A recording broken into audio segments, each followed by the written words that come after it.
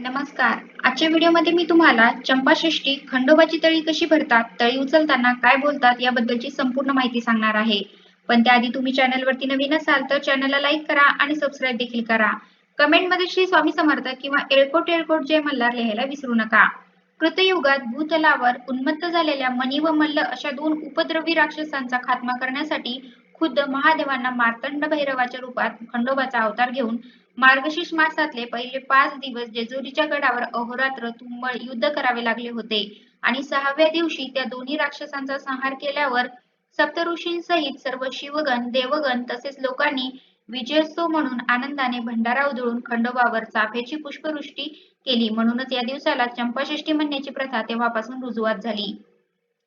भूतलावावरील मोठे अरिष्ट टळल्या प्रित्यर्थ खंडेरायाच्या विजयाचा उत्सव म्हणून त्या युगापासून दरवर्षी मार्गशीर्ष महिन्यातील आद्य प्रतिपदा ते षष्टीपर्यंत सुरू झालेला षडोत्सव आजही परंपरागत अखंड भारतात तर विशेष करून महाराष्ट्रात तितक्याच उत्साहाने जेजुरी गडावर साजरा केला जातो.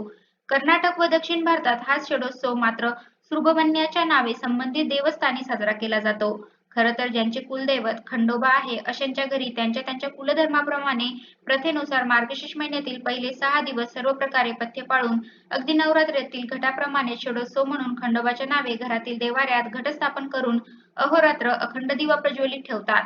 दोन्ही प्रहरी एखाद्या गोडा साहित्य आपल्या रोजच्या जेवणाचा नैवेद्य दाखवून घटाची मनोभावे पूजा अर्चा करतात आणि षष्टीच्याच दिवशी दुपारी तळी भरून घट हलवून पूजेची सांगता करतात. ही झाली प्रथा. परंतु ज्यांना हे शक्य नाही अशा कुटुंबियांनी जरी षष्टीच्या दिवशी दुपारी आपापल्या घरी यथासांग खंडोबाची पूजा करून तळी भरली तरी फलप्राप्ती निश्चितच मिळणार हे लक्षात असू द्या. म्हणूनच षष्टीच्या दिवशी उपवास करावा, सकाळी नित्यकर्मले आटपून गृहाच्या प्रवेशद्वाराजवळ सुंदर रांगोळी काढावी, त्यात जय मल्हार या नावाचा आवर्जून उल्लेख करावा, कापूर, चंदन मिश्रित पाणी एका भांड्यात घेऊन ते पूजेसाठी वापरावे.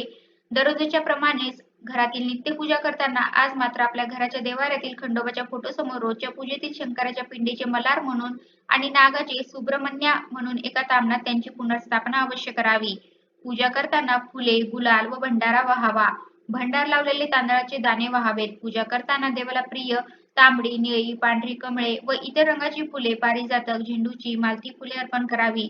पत्रे म्हणून देवाला नागवेलीची पाने, बिल्वपत्रे, हळदीची पाने, अशोक पत्रे, तुळशी पत्रे, दुर्वाकूर पत्रे, आंब्याची पाने, जाईची, कवठाची, जांभळीची, सब्जाची पाने देवास विशेष प्रिय आहेत असे मल्हारी महात्म्यामध्ये म्हटले आहे. जी तुम्हाला मिळतील ती पत्री पाने तुम्ही देवास वहावी.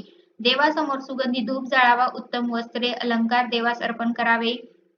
देवासमोर वाटीत दूध ठेवावे. त्रयोदशी घोणी पानाचा विडा देवाला अर्पण करावा.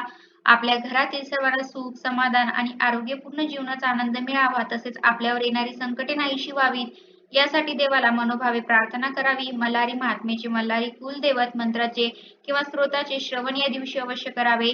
संपूर्ण देवाऱ्यात भरपूर भंडारा उधळावा, म्हणजेच हळदी आणि खोबऱ्याचा वर्षाव करावा. हा वर्षाव असा करावा की साक्षात जेजुरी देवस्थानाचा भास व्हावा आणि मग याच भंडाऱ्याची उष्टी हळद कुटुंबातील प्रत्येकाने आपल्या कपाळी व डोक्यावर खंडोबाचा आशीर्वाद म्हणून आवर्जून माखून घ्यावे. यानंतर एक मोठे ताट घेऊन त्यात कुटुंबातील सदस्य संख्या अधिक एक अशा या संख्येत भाकरी असाव्यात. बाजरीची भाकरी, वांग्याचे भरीत, रोडगा, चिट्टी शेंगीची भाजी, कांदा, दही भात आणि खीर व पूर्णाची नीटसर मांडणी करून मध्यभागी तुपाचे निरंजन प्रज्वलित करावे.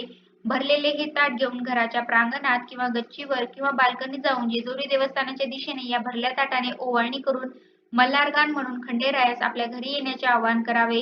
मग पुन्हा देवाऱ्याकडे येऊन याच भरल्या ताटाने खंडोबा व इतर देवांना ओवाळून सर्वांनी मिळून एक सुरात खंडोबाची आरती करावी. देवाला नैवेद्य समर्पण करण्यापूर्वी तळी भरण्याचा विधी करावा. तळी भरणे म्हणजे एका ताम्हणात विड्याचे पान, पैसा, सुपारी, भंडारा व खोबरे हे पदार्थ ठेवून ते ताम्हण सदानंदाचा येळकोट किंवा येळकोट येळकोट जय मल्हार असे मोठ्याने 3 वेळा म्हणून 3 वेळा उचलावे व नंतर तळी भरण्याची आरती म्हणावी.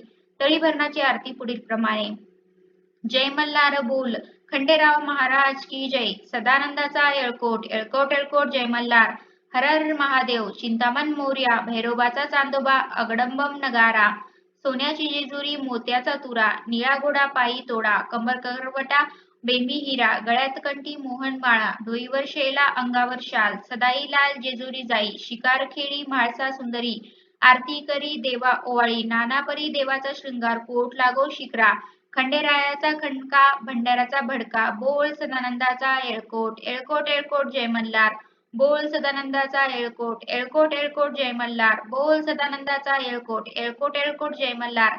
यानंतर कुटुंबातल्या प्रत्येक सदस्यांनी तळी भरावी म्हणजेच डोक्यावर रुमाल पसरून त्यावर हे ताट ठेवून येळकोटाचा जयघोष करीत 5 वेळा ताट खाली वर करावे. अशा प्रकारे सर्वांनी तळी भरून झाल्यावर ताटाभोवती पाणी फिरून चंपाषष्ठीची सांगता करावी आणि ताटातील सर्व अन्न सर्वांनी मिळून प्रसाद म्हणून वाटून खावे.